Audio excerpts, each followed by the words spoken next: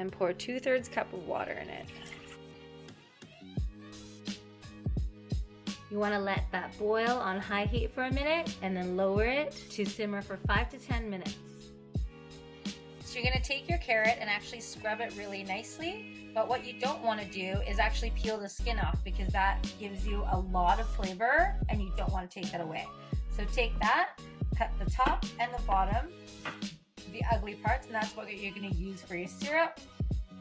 And then you just want to quarter the rest of it and save it for your roasted carrots later. If it's a bigger one, cut it in 3. So the cinnamon and the chili should start bringing a little bit of aromatics. And what you're gonna do next is actually just toss some of those carrot ends in there to soften it a little bit before you transfer it to the blender.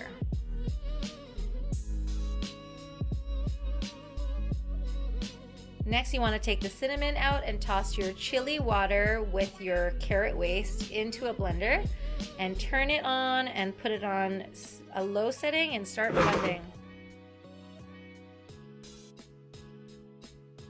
Then you want to line any bowl with a fine strainer and then a piece of cheesecloth over it, and then just pour your mixture over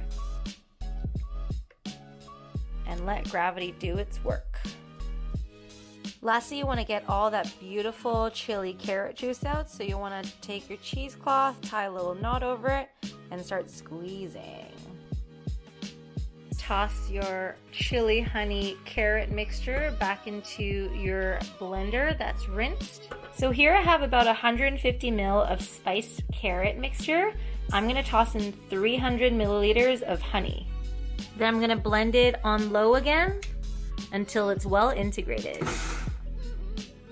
Strain it into something you can seal